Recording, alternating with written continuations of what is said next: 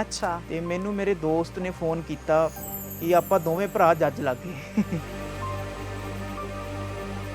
ਮੈਨੇ ਲਿਸਟ ਜਦੋਂ ਦੇਖੀ ਤੇ ਲਿਸਟ ਦੇਖਦੇ ਸਾਰੀ ਵਿੱਚ ਹੀ ਫੋਨ ਆ ਰਹੇ ਸੀਗੇ ਸਭ ਦੇ, ਤੇ ਮੈਂ ਕਿਹਾ ਜਦੋਂ ਫੋਨ ਆਉਣ ਲੱਗੇ ਤੇ ਮੈਂ ਕਿਹਾ ਕੰਮ ਬਣ ਗਿਆ। ਮੈਂ ਲਿਸਟ ਪੂਰੀ ਵੀ ਨਹੀਂ ਸੀ ਦੇਖੀ।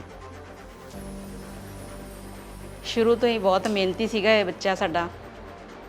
ਸਾਨੂੰ ਜ਼ਰੂਰ ਮਤਲਬ ਇਹ ਤੇ ਹੈਗਾ ਸੀਗਾ ਮਾਣ ਵੀ ਇਹ ਜ਼ਰੂਰ ਕੁਛ ਨਾ ਕੁਛ ਬਣੂਗਾ ਜੀ। ਫਾਦਰ ਸਾਹਿਬ ਬਿਲਕੁਲ ਹੀ ਸਪੀਚਲੈਸ ਸੀਗੇ ਉਸ ਟਾਈਮ ਤੇ। ਹਾਂ। ਉਹਨਾਂ ਦੀ ਅੱਖਾਂ 'ਚ ਹੰਝੂ ਸੀਗੇ ਹਾਂ। ਕਿ ਉਹਨਾਂ ਨੇ ਕਿਹਾ ਕਿ ਵਾਕਈ ਮੇਰਾ ਪੁੱਤ ਅੱਜ ਜੱਜ ਲੱਗ ਗਿਆ। ਫੋਨ ਆਇਆ ਇਹਦਾ ਵੀ ਮੈਂ ਤੇਰਾ ਪੁੱਤ ਡੈਡੀ ਮੈਂ ਤੇਰਾ ਪੁੱਤ ਵੀ ਜੱਜ ਬਣ ਗਿਆ। ਸਰ ਮੈਂ ਜਦੋਂ ਉਹ ਸੁਣਿਆ ਤੇ ਮੈਨੂੰ ਯਕੀਨ ਹੀ ਨਹੀਂ ਆਇਆ ਹੈਗਾ ਵੀ ਮੇਰਾ ਪੁੱਤ ਜੱਜ ਬਣ ਗਿਆ। ਜਦ ਮੈਂ ਘਰੇ ਪਹੁੰਚਿਆ ਹੀ ਸੀਗਾ ਤੇ ਉਸ ਤੋਂ ਪਹਿਲਾਂ ਹੀ ਰਿਲੇਟਿਵਸ ਫਰੈਂਡਸ ਸਾਰੇ ਵੇਟ ਕਰ ਰਹੇ ਸੀ ਘਰੇ। ਹਾਂ। ਤੇ ਮੈਮ ਹੁਣ ਤਾਂ ਤੁਸੀਂ ਐਂ ਲਓ ਕਿ ਵਿਆਹ ਵਰਗਾ ਮਾਹੌਲ ਹੈ ਘਰੇ। ਅਸੀਂ ਹਰ ਦਿਨ ਕੁਝ ਹੋਰ ਬਣ ਕੇ ਉੱਠਦੇ ਹਾਂ। ਪਹਿਲੇ ਦਿਨ ਹੁੰਦਾ ਹੈ ਕਿ ਅੱਜ ਮੈਂ ਡਾਕਟਰ ਬਣਨਾ, ਤੇ ਦੂਸਰੇ ਦਿਨ ਅਸੀਂ ਕੁਝ ਹੋਰ ਬਣ ਕੇ ਉੱਠਦੇ ਹਾਂ ਕਿ ਨਹੀਂ ਮੈਂ ਟੀਚਰ ਬਣਨਾ ਹੈ।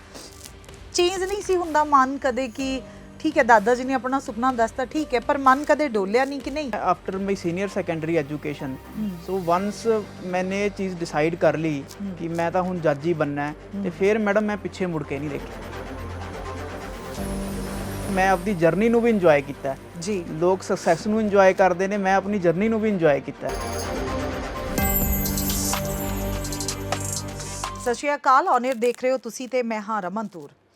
ਅੱਜ ਖਾਸ ਤੌਰ ਤੇ ਦੇਖਿਆ ਜਾਵੇ ਤੇ ਧੂਰੀ ਤੇ ਪਟਿਆਲਾ ਦੇ ਵਿੱਚ ਖੁਸ਼ੀਆਂ ਦਾ ਹੜ੍ਹ ਆਇਆ ਹੋਇਆ ਹੈ ਤੇ ਲੋਕ ਜਿਹੜੇ ਆ ਲਗਾਤਾਰ ਲੱਡੂ ਵੰਡ ਰਹੇ ਆ ਤੇ ਵਧਾਈਆਂ ਦੇ ਰਹੇ ਨੇ।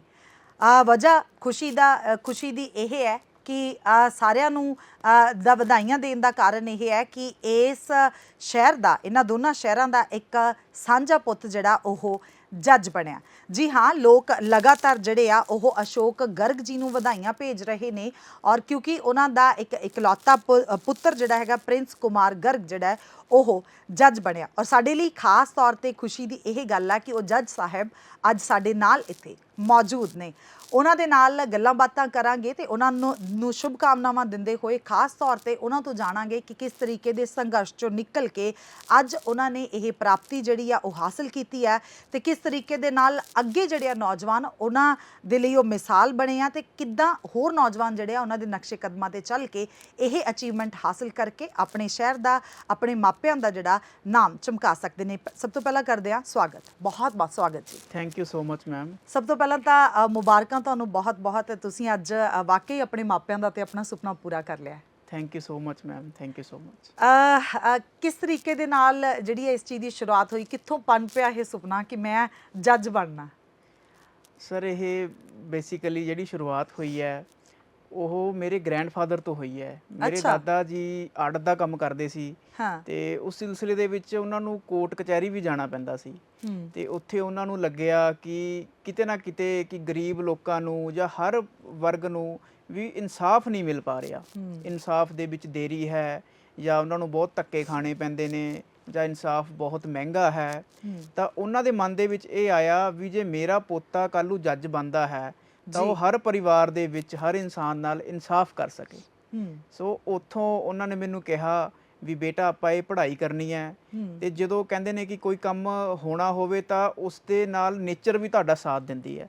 ਤੇ ਜਦੋਂ ਉਹਨਾਂ ਨੇ ਮੈਨੂੰ ਇਹ ਗੱਲ ਦੱਸੀ ਤਾਂ ਮੇਰੀ ਵੀ ਇਹ ਡਿਵੋਸ਼ਨ ਬਣ ਗਈ, ਏਮ ਬਣ ਗਿਆ, ਔਰ ਮੈਂ ਇਸ ਏਮ ਨੂੰ ਜੀਆ ਜੀ। ਔਰ ਉਸੇ ਲਈ ਮੈਂ ਜਿਹੜੀ ਹੈਗੀ ਹੈ BA LLB ਦੇ ਵਿੱਚ ਇੱਥੇ ਪੰਜਾਬੀ ਯੂਨੀਵਰਸਿਟੀ ਪਟਿਆਲਾ ਦੇ ਵਿੱਚ ਲਾਅ ਕਰਨ ਲਈ ਐਡਮਿਸ਼ਨ ਲਈ 2012 ਦੇ ਵਿੱਚ। ਤੇ ਸਟਾਰਟਿੰਗ ਦੇ ਵਿੱਚ ਹੀ ਮੈਂ ਇਸ ਦੀ ਪ੍ਰੈਪਰੇਸ਼ਨ ਲਈ ਸਟਾਰਟ ਕੀਤੀ ਤੇ ਇਸ ਨੂੰ ਜਾਰੀ ਰੱਖਿਆ। ਤੇ ਅੱਜ ਪ੍ਰਮਾਤਮਾ ਦੀ ਕਿਰਪਾ ਦੇ ਨਾਲ, ਫੈਮਿਲੀ ਦੇ ਐਫਰਟਸ ਦੇ ਨਾਲ ਮੈਂ ਕਹਿ ਰਿਹਾ ਕਿ ਹਾਂਜੀ ਮੈਂ ਇਹ ਮੁਕਾਮ ਹਾਸਿਲ ਕਰ ਲਿਆ। ਹਮੇਸ਼ਾ ਹੀ ਹੁੰਦਾ ਕਿ ਜਦੋਂ ਅਸੀਂ ਖਾਸ ਤੌਰ ਤੇ ਬਚਪਨ ਦੇ ਵਿੱਚ ਹੁੰਨੇ ਆ, ਜਦੋਂ ਦਾਦਾ ਦਾਦੀ ਸਾਨੂੰ ਆਪਣੇ ਸੁਪਨੇ ਦੱਸ ਰਹੇ ਹੁੰਦੇ ਆ ਕਿ ਤੂੰ ਵੱਡਾ ਹੋ ਕੇ ਇਹ ਬਣੀ, ਤੂੰ ਵੱਡਾ ਹੋ ਕੇ ਆਹ ਕਰੀ, ਤੇ ਅਸੀਂ ਜਦੋਂ ਹਰ ਦਿਨ ਸੁਬਾਹ ਸੁੱਤੇ ਪਏ ਉੱਠਦੇ ਆ ਤੇ ਅਸੀਂ ਹਰ ਦਿਨ ਕੁਝ ਹੋਰ ਬਣ ਕੇ ਉੱਠਦੇ ਆ। ਪਹਿਲੇ ਦਿਨ ਹੁੰਦਾ ਕਿ ਅੱਜ ਮੈਂ ਡਾਕਟਰ ਬਣਨਾ, ਤੇ ਦੂਸਰੇ ਦਿਨ ਅਸੀਂ ਕੁਝ ਹੋਰ ਬਣ ਕੇ ਉੱਠਦੇ ਆ ਕਿ ਨਹੀਂ ਮੈਂ ਟੀਚਰ ਬਣਨਾ ਹੈ। ਚੇਂਜ ਨਹੀਂ ਸੀ ਹੁੰਦਾ ਮਨ ਕਦੇ ਕਿ ਠੀਕ ਹੈ ਦਾਦਾ ਜੀ ਨੇ ਆਪਣਾ ਸੁਪਨਾ ਦੱਸਤਾ, ਠੀਕ ਹੈ, ਪਰ ਮਨ ਕਦੇ ਡੋਲਿਆ ਨਹੀਂ ਕਿ ਨਹੀਂ ਕਿਸੇ ਪੜਾਅ ਤੇ ਆ ਕੇ ਤਾਂ ਹੁੰਦਾ ਨਾ ਕਿ ਸਾਨੂੰ ਆਪਣੀ ਸਟੱਡੀ ਬੋਰਿੰਗ ਲੱਗਣ ਲੱਗਦੀ ਹੈ, ਜਾਂ ਫਿਰ ਸਕੂਲ ਕਾਲਜ ਦੇ ਵਿੱਚ ਕੁਝ ਬੈਡ ਐਕਸਪੀਰੀਅੰਸ ਹੋ ਜਾਂਦੇ ਆ, ਜਾਂ ਫਿਰ ਜਦੋਂ ਅਸੀਂ ਰੋਜ਼-ਰੋਜ਼ ਖਬਰਾਂ ਸੁਣਦੇ ਆ ਤੇ ਖਬਰਾਂ ਦੇ ਵਿੱਚ ਇੱਕ ਪਾਰਟਿਕੂਲਰ ਇਸ ਸਿਵਲ ਸਰਵਿਸਿਜ਼ ਨੂੰ ਜਾਂ ਕਿਸੇ ਤਰ੍ਹਾਂ ਦੀਆਂ ਕੁਝ ਚੀਜ਼ਾਂ ਨੂੰ ਲਗਾਤਾਰ ਉਹਦਾ ਨੈਗੇਟਿਵ ਪਾਰਟ ਦਿਖਦਾ, ਉਦੋਂ ਕਦੇ ਮਾਈਂਡ ਚੇਂਜ ਨਹੀਂ ਸੀ ਹੁੰਦਾ ਕਿ ਨਹੀਂ ਮੈਂ ਇਹ ਨਹੀਂ ਕਰਨਾ, ਹੁਣ ਕੁਝ ਹੋਰ ਪਾਸੇ ਮਾਈਂਡ ਜਾਂਦਾ ਹੈ? ਮੈਮ 2012 ਤੋਂ ਪਹਿਲਾਂ ਤਾਂ ਆਈ ਵਾਸ ਵੈਰੀ ਅਨਸਰਟੇਨ ਕਿ ਕੀ ਕਰਨਾ ਹੈ ਜ਼ਿੰਦਗੀ 'ਚ, ਕੀ ਨਹੀਂ ਕਰਨਾ। ਬਟ ਜਦੋਂ ਤੋਂ ਮੈਂ ਆਫਟਰ ਮਾਈ ਸੀਨੀਅਰ ਸੈਕੰਡਰੀ ਐਜੂਕੇਸ਼ਨ, ਸੋ ਵਨਸ ਮੈਨੇ ਇਹ ਚੀਜ਼ ਡਿਸਾਈਡ ਕਰ ਲਈ ਕਿ ਮੈਂ ਤਾਂ ਹੁਣ ਜੱਜ ਹੀ ਬਣਨਾ ਹੈ, ਤੇ ਫਿਰ ਮੈਡਮ ਮੈਂ ਪਿੱਛੇ ਮੁੜ ਕੇ ਨਹੀਂ ਦੇਖਿਆ। ਤੇ ਲੋ ਇੰਨਾ ਹੈ ਹੀ ਮੈਮ ਇੰਟਰਸਟਿੰਗ, ਕਿਉਂਕਿ ਤੁਸੀਂ ਸਮਾਜ ਤੋਂ ਸਿੱਖਦੇ ਹੋ ਲਾਅ, ਤੇ ਇਸ ਕਰਕੇ ਬੋਰ ਹੋਣ ਦਾ ਤਾਂ ਕੋਈ ਸਵਾਲ ਹੀ ਪੈਦਾ ਨਹੀਂ ਹੁੰਦਾ। ਮੈਂ ਤਾਂ ਮੈਮ ਇਹ ਕਹਿਣਾ ਚਾਹੂੰਗਾ ਕਿ ਮੈਂ ਆਪਦੀ ਜਰਨੀ ਨੂੰ ਵੀ ਇੰਜੋਏ ਕੀਤਾ ਜੀ। ਲੋਕ ਸਕਸੈਸ ਨੂੰ ਇੰਜੋਏ ਕਰਦੇ ਨੇ, ਮੈਂ ਆਪਣੀ ਜਰਨੀ ਨੂੰ ਵੀ ਇੰਜੋਏ ਕੀਤਾ, ਤੇ ਕਿਉਂਕਿ ਪ੍ਰਮਾਤਮਾ ਵੱਲੋਂ ਵੀ ਮੈਂ ਸਮਝਦਾ ਕਿ ਸ਼ੁਰੂ ਤੋਂ ਹੀ ਉਹ ਮਿਹਰ ਸੀਗੀ ਕਿ ਜਿਸ ਡ੍ਰੀਮ ਨੂੰ ਮੈਂ ਸੋਚਿਆ ਸੀ ਕਿ ਉਸ ਨੂੰ ਪੂਰਾ ਕਰਨ ਦੇ ਵਿੱਚ ਮੇਰਾ, ਮੈਂ ਕਹਿਣਾ ਕਿ ਈਸ਼ਵਰ ਨੇ ਬਹੁਤ ਸਾਥ ਦਿੱਤਾ। ਮੈਂ ਜੇ ਟੈਕਨੀਕਲੀ ਇਸ ਚੀਜ਼ ਨੂੰ ਕਰਨਾ ਹੋਵੇ ਕਿ ਪਾਰਟ ਟੂ ਪਾਰਟ, ਕਿਉਂਕਿ ਬਹੁਤ ਸਾਰੇ ਨੌਜਵਾਨ ਜਿਹੜੇ ਜਿਨ੍ਹਾਂ ਨੂੰ ਤੁਹਾਨੂੰ ਦੇਖ ਕੇ ਹੁਣ ਪ੍ਰੇਰਨਾ ਮਿਲ ਰਹੀ ਹੋਊਗੀ ਕਿ ਮੈਂ ਬਣਨਾ, ਪਰ ਫਿਰ ਵੀ ਹੁੰਦਾ ਕਿ ਬਹੁਤ ਬੱਚਿਆਂ ਨੂੰ ਕਰੀਅਰ ਗਾਈਡੈਂਸ ਨਹੀਂ ਪਤਾ ਕਿ ਕਿੱਦਾਂ ਕਰਨਾ, ਪੜਾਅ ਦਰ ਪੜਾਅ ਕਿੱਥੋਂ ਕਿਹੜਾ ਜਿਹੜਾ ਸਬਜੈਕਟ ਲੈਣਾ ਹੈਗਾ, ਤਾਂ ਉਹ ਉਹਨਾਂ ਨੂੰ ਜੇ ਦੱਸਣਾ ਹੋਵੇ ਤੇ ਪ੍ਰਿੰਸ ਕਿਵੇਂ ਦੱਸਣਗੇ ਕਿ ਮੈਂ ਇਸ ਪੜਾਅ ਤੋਂ ਇੱਦਾਂ ਅੱਗੇ ਵਧਿਆ ਤੇ ਉਹ ਇਸ ਕੁਰਸੀ ਤੱਕ ਕਿਵੇਂ ਪਹੁੰਚਣ, ਜੇ ਤੁਹਾਡੀ ਜਰਨੀ ਦੇ ਜ਼ਰੀਏ ਉਹਨਾਂ ਨੇ ਸਮਝਣਾ ਹੋਵੇ ਤਾਂ? ਮੈਮ ਇਹ ਜਿਹੜੇ ਜੁਡੀਸ਼ੀਅਲ ਸਰਵਿਸਿਜ਼ ਐਗਜ਼ਾਮ ਨੇ ਇਹ ਸਟੇਟ ਵਾਈਜ਼ ਹੁੰਦੇ ਨੇ, ਹਰ ਸਟੇਟ ਦਾ ਆਪਦਾ ਐਗਜ਼ਾਮ ਹੈਗਾ। ਜਿਵੇਂ ਪੰਜਾਬ ਐਂਡ ਹਰਿਆਣਾ ਦੇ ਵਿੱਚ ਓਨਬਲ ਪੰਜਾਬ ਐਂਡ ਹਰਿਆਣਾ ਇਹ ਐਗਜ਼ਾਮ ਇਨ ਐਸੋਸੀਏਸ਼ਨ ਵਿੱਚ ਸਟੇਟ ਪਬਲਿਕ ਕਮਿਸ਼ਨ ਕੰਡਕਟ ਕਰਵਾਉਂਦੀ ਹੈ ਜੀ। ਸੋ ਬੇਸਿਕਲੀ ਤੁਹਾਨੂੰ ਇੱਕ ਸਿਰਫ ਲਾਅ ਦੀ ਡਿਗਰੀ ਹੀ ਚਾਹੀਦੀ ਹੈ ਇਸ ਨੂੰ ਅਪਲਾਈ ਕਰਨ ਵਾਸਤੇ, and you become eligible. Graduation ਜਾਂ ਫਿਰ ਪੋਸਟ ਗ੍ਰੈਜੂਏਸ਼ਨ ਦੇ ਵਿੱਚ? ਮੈਮ ਪੋਸਟ ਗ੍ਰੈਜੂਏਸ਼ਨ ਲਾਅ ਦੀ ਨਹੀਂ ਰਿਕੁਆਇਰਮੈਂਟ ਹੈਗੀ, ਸਿਰਫ bachelors of law the requirement ਹੈ। ਉਹ ਆਪਾਂ ਦੋ ਤਰੀਕੇ ਨਾਲ ਕਰ ਸਕਦੇ ਹਾਂ, ਚਾਹੇ ਤਾਂ ਆਫਟਰ +2 ਜਿਵੇਂ ਮੈਂ ਕੀਤੀ ਇੰਟੀਗ੍ਰੇਟਿਡ ਲਾਅ ਵੀ ਕਰ ਸਕਦੇ ਹਾਂ ਜੋ ਕਿ 5 ਸਾਲ ਦੀ ਹੈ, ਜਾਂ ਫਿਰ ਆਪਾਂ ਆਫਟਰ ਐਨੀ ਗ੍ਰੈਜੂਏਸ਼ਨ ਆਪਾਂ 3 ਈਅਰ ਲਾਅ ਕੋਰਸ ਨੂੰ ਜੁਆਇਨ ਕਰ ਸਕਦੇ ਹਾਂ ਜੀ। ਸਿਰਫ ਇਹੀ ਇਸ ਦੀ ਕੰਡੀਸ਼ਨ ਹੈ, ਤੇ ਇਸ ਤੋਂ ਬਾਅਦ ਆਪਾਂ ਸਟੇਟਸ ਜੁਡੀਸ਼ੀਅਲ ਸਰਵਿਸਿਜ਼ ਲਈ ਅਪਲਾਈ ਕਰ ਸਕਦੇ ਹਾਂ ਜੀ। ਜਿਹੜਾ ਇਹ ਐਗਜ਼ਾਮ ਹੈ ਮੈਮ ਇਹ 3 ਸਟੇਜਿਸ ਦੇ ਵਿੱਚ ਹੁੰਦਾ ਹੈ। ਜਿਹੜਾ ਪਹਿਲਾ ਪੜਾਅ ਹੈਗਾ ਉਹ ਹੈਗਾ ਪ੍ਰੀਲਿਮਿਨਰੀ ਸਟੇਜ, ਜੋ ਕਿ MCQ ਬੇਸਡ ਹੈ, ਤੇ ਉਸ ਦੇ ਵਿੱਚੋਂ ਮੈਮ 10 ਟਾਈਮਸ ਜਿਹੜੇ ਸਟੂਡੈਂਟਸ ਨੇ ਜੀ ਆਫ ਟੋਟਲ ਵੈਕੈਂਸੀਜ਼ ਉਹ ਫਿਰ ਮੇਨਸ ਲਈ ਅਪੀਅਰ ਹੁੰਦੇ ਨੇ, ਤੇ ਮੇਨਸ ਦੇ ਮੈਮ ਇਸ ਦੇ ਵਿੱਚ 5 ਪੇਪਰ ਹੁੰਦੇ ਨੇ ਜੀ, ਜਿਹਦੇ ਵਿੱਚ civil law 1, civil law 2, criminal law, English and Hindi ਔਰ ਪੰਜਾਬੀ ਐਸ ਪਰ ਸਟੇਟ ਜੀ। ਤੋ 3rd ਸਟੇਜ ਇਹਦੀ ਹੈਗੀ ਹੈ ਉਹ ਹੈ ਇੰਟਰਵਿਊ। ਸੋ ਇਹਨਾਂ ਸਾਰੀਆਂ ਸਟੇਜਿਸ ਤੋਂ ਨਿਕਲ ਕੇ ਫਿਰ ਫਾਈਨਲ ਜਿਹੜੀ ਹੈ ਉਹ ਸਿਲੈਕਸ਼ਨ ਹੁੰਦੀ ਹੈ। ਜਿਵੇਂ ਬਹੁਤ ਸਾਰੀਆਂ ਚੀਜ਼ਾਂ ਦੇ ਵਿੱਚ ਅੱਗੇ ਵੀ ਇੱਕ ਤਰੱਕੀ ਦਾ ਰਾਹ ਹੁੰਦਾ, ਹਰ ਚੀਜ਼ ਦਾ ਅੰਤ ਨਹੀਂ ਆਉਂਦਾ। ਤੁਸੀਂ ਸਿਵਲ ਕੋਰਟ ਦੇ ਵਿੱਚ ਜੱਜ ਲੱਗੇ ਹੋ, ਤੇ ਹੁਣ ਜਿਵੇਂ ਮੈਂ ਪਹਿਲਾਂ ਤੁਹਾਡੇ ਫਾਦਰ ਸਾਹਿਬ ਦੇ ਨਾਲ ਹੱਸ ਰਹੀ ਸੀਗੀ ਕਿ ਵਧਾਈਆਂ ਦਾ ਤਾਂਤਾ ਲੱਗਿਆ ਹੋਇਆ ਧੂਰੀ ਦੇ ਵਿੱਚ ਲੱਗਿਆ ਹੋਇਆ, ਕਿਉਂਕਿ ਧੂਰੀ ਤੋਂ ਤੁਹਾਡਾ ਪਿਛਲਾ ਜੱਦੀ ਜਿਹੜਾ ਪਿੰਡ ਹੈਗਾ, ਤੇ ਪਟਿਆਲਾ ਦੇ ਵਿੱਚ ਕਿਉਂਕਿ ਬੇਸਿਕ ਤੁਸੀਂ ਆ ਕੇ ਪਟਿਆਲਾ ਦੇ ਵਿੱਚ ਵਸ ਗਏ ਸੀਗੇ, ਤੇ ਇੱਥੋਂ ਜਿਹੜੀ ਅੱਗੇ ਤੁਹਾਡੇ ਫਾਦਰ ਸਾਹਿਬ ਨੇ ਤੁਹਾਡੀ ਤੇ ਤੁਹਾਡੀ ਸਿਸਟਰ ਦੀ ਪੜ੍ਹਾਈ ਕਰਵਾਈ। ਪਰ ਇਹ ਹੁੰਦਾ ਨਾ ਕਿ ਅੱਗੇ ਦੀ ਅੱਗੇ ਜਿਹੜੀ ਵੱਧਦਾ ਹੈ ਬੰਦਾ, ਤੇ ਹੁਣ ਤੁਸੀਂ ਇੱਥੇ ਨਹੀਂ ਰੁਕੇ, ਇਸ ਤੋਂ ਅੱਗੇ ਜਿਹੜਾ ਹੁਣ ਹਰਿਆਣੇ ਦੇ ਵਿੱਚ ਜਿਹੜੀ ਤੁਹਾਡੀ ਅੱਗੇ ਪੋਸਟਿੰਗ ਹੋਊਗੀ, ਤੇ ਹਰਿਆਣੇ ਦੇ ਵਿੱਚ ਤੁਸੀਂ ਆਪਣੀਆਂ ਸੇਵਾਵਾਂ ਦਿਓਗੇ ਤੇ ਹਰਿਆਣੇ ਵਾਲਿਆਂ ਦੇ ਮਸਲੇ ਜਿਹੜੇ ਆ ਸੁਲਝਾਓਗੇ। ਤੇ ਹੁਣ ਮੇਰੀ ਇਹ ਗੱਲ ਸੁਣ ਕੇ ਬਹੁਤ ਸਾਰੇ ਪੰਜਾਬੀਆਂ ਨੂੰ ਕਿ ਅੱਛਾ ਵਧਾਈਆਂ ਦੇਤੀਆਂ, ਸਾਡੇ ਕੰਮ ਦਾ ਵੈਸੇ ਇਹਨਾਂ ਨੇ ਆਉਣਾ ਨਹੀਂ ਹੈਗਾ। ਇਹਦੇ ਵਿੱਚ ਵੀ ਅੱਗੇ ਤਰੱਕੀ ਦੇ ਜਿਹੜੇ ਰਾਹ ਹਜੇ ਖੁੱਲੇ ਹੋਏ ਹੋਣਗੇ ਬਿਨਾਂ ਸ਼ੱਕ।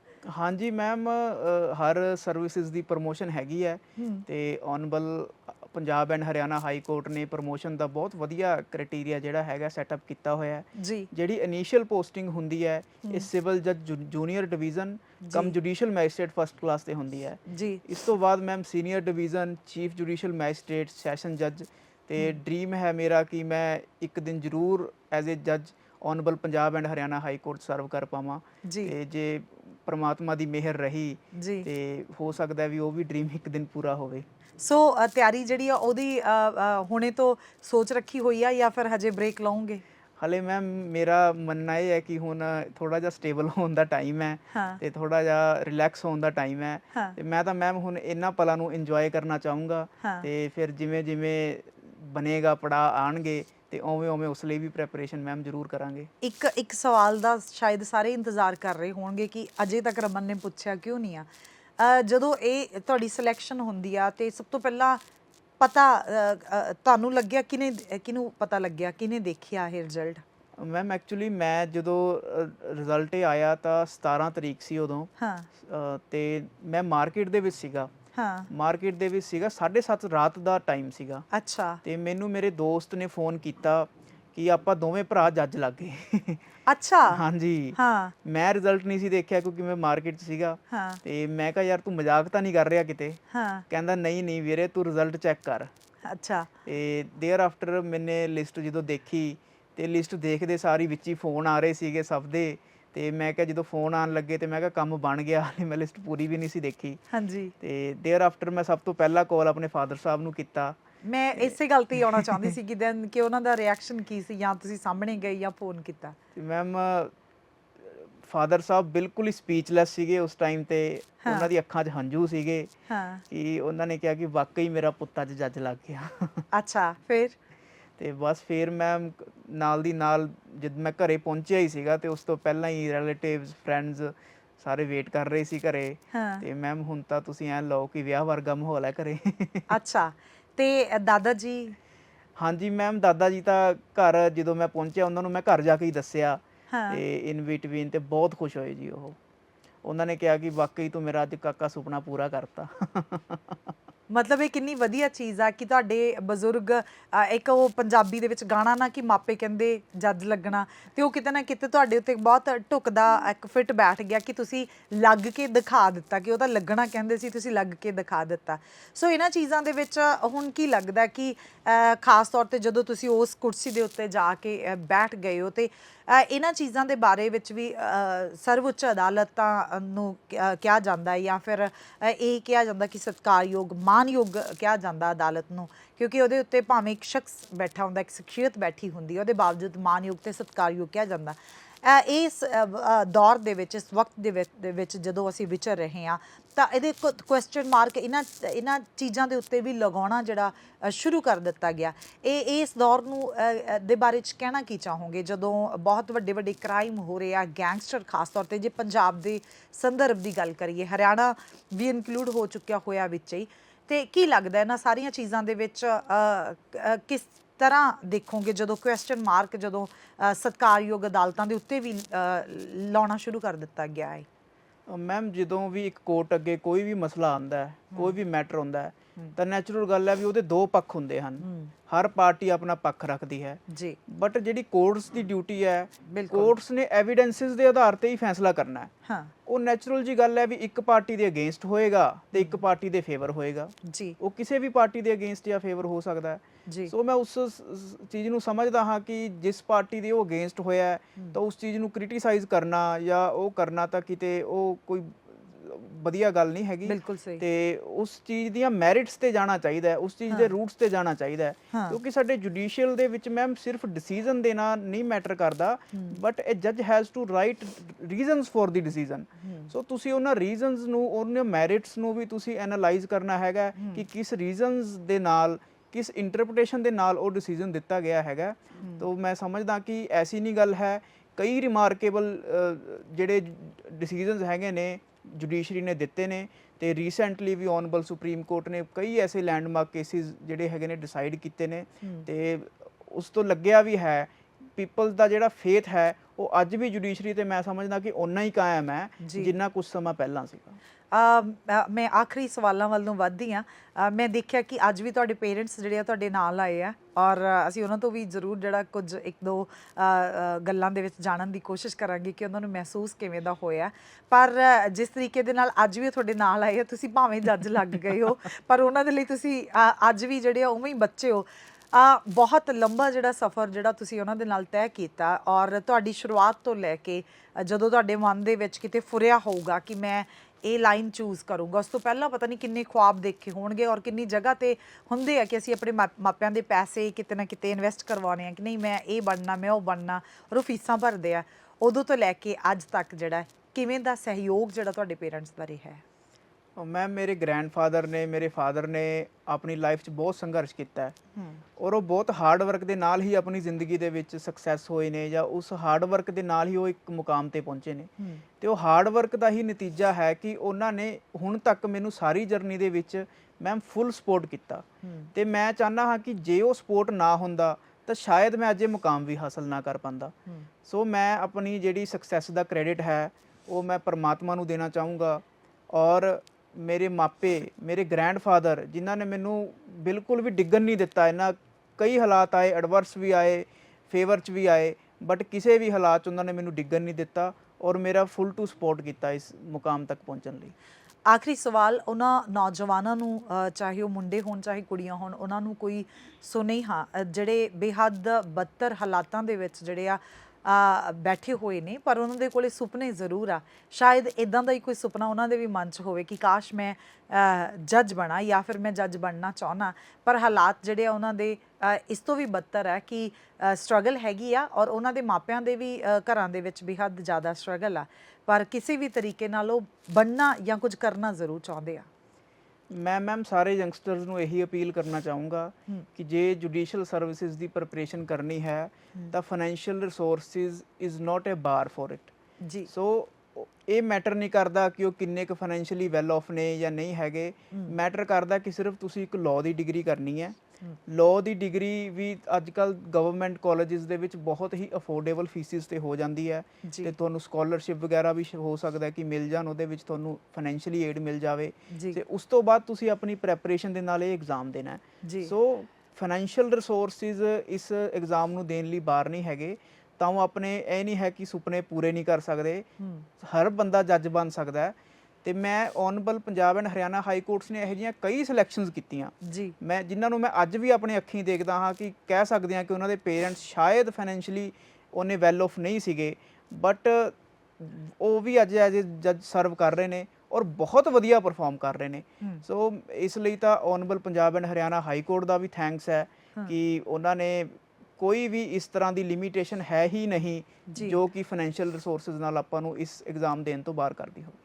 ਬਹੁਤ ਬਹੁਤ ਸ਼ੁਕਰੀਆ ਗੱਲਬਾਤ ਕਰਨ ਦੇ ਲਈ, ਤੇ ਬਹੁਤ ਬਹੁਤ ਮੁਬਾਰਕਾਂ ਤੇ ਸ਼ੁਭ ਕਾਮਨਾਵਾਂ ਤੁਹਾਡੇ ਆਉਣ ਵਾਲੇ ਵਕਤ ਦੇ ਲਈ ਕਿ ਤੁਸੀਂ ਬਹੁਤ ਵਧੀਆ ਤਰੀਕੇ ਦੇ ਨਾਲ ਹਰਿਆਣੇ ਵਾਲਿਆਂ ਦੇ ਮਸਲੇ ਸੁਲਝਾਓ, ਤੇ ਬਹੁਤ ਜਲਦੀ ਜਿਹੜਾ ਤੁਹਾਡਾ ਸੁਪਨਾ ਹੈ ਕਿ Punjab and Haryana high court ਦੇ ਵਿੱਚ ਵੀ ਆ ਕੇ ਉਸ ਪਦਵੀ ਤੇ ਬੈਠੋ ਜਿਸ ਪਦਵੀ ਦਾ ਤੁਸੀਂ ਸੁਪਨਾ ਲਿਆ, ਤੇ ਮੈਨੂੰ ਬਹੁਤ ਯਕੀਨ ਹੈ ਕਿ ਤੁਸੀਂ ਬਹੁਤ ਜਲਦੀ ਉਹ ਸੁਪਨਾ ਵੀ ਜਿਹੜਾ ਜ਼ਰੂਰ ਪੂਰਾ ਕਰ ਲਵੋਗੇ, ਕਿਉਂਕਿ ਜਿਹੜੇ ਬੱਚੇ ਅਜੇ ਵੀ ਇੰਨੇ ਜ਼ਿਆਦਾ ਸੰਸਕਾਰੀ ਆ ਤੇ ਇਸ ਤਰੀਕੇ ਦੇ ਨਾਲ ਆਪਣੇ ਵੱਡਿਆਂ ਦੇ ਸੁਪਨੇ ਪੂਰੇ ਕਰਨ ਦੀ ਜਿਹੜੀ ਕੋਸ਼ਿਸ਼ ਕਰਦੇ, ਤੇ ਮੇਰੇ ਖਿਆਲ ਦੇ ਵਿੱਚ ਕਿਤੇ ਨਾ ਕਿਤੇ ਉਹ ਦੁਆਵਾਂ ਵੀ ਤੁਹਾਡੇ ਸਿਰ ਦੇ ਉੱਤੇ ਛਾਵਾਂ ਬਣ ਕੇ ਆਪਣਾ ਜਿਹੜਾ ਚਮਤਕਾਰ ਦਿਖਾਉਂਦੀਆਂ। ਸੋ ਬਹੁਤ ਬਹੁਤ ਜਿਹੜੀਆਂ ਸ਼ੁਭ ਕਾਮਨਾਵਾਂ ਤੁਹਾਨੂੰ ਔਨ 에ਅਰ ਦੀ ਟੀਮ ਦੇ ਵੱਲੋਂ। Thank you so much ma'am, thank you so much for inviting us. तो मैं ਤੁਹਾਡਾ ਬਹੁਤ ਬਹੁਤ ਤਹਿ ਦਿਲੋਂ ਸਾਰੀ ਫੈਮਿਲੀ ਵੱਲੋਂ ਧੰਨਵਾਦ ਕਰਦਾ। ਜੀ ਬਹੁਤ ਬਹੁਤ ਸ਼ੁਕਰੀਆ। ਸੋ ਇਸ ਪੇਸ਼ਕਸ਼ ਦੇ ਵਿੱਚ ਇਹ ਨਹੀਂ ਤੇ ਇਜਾਜ਼ਤ, ਸ਼ੁਕਰੀਆ।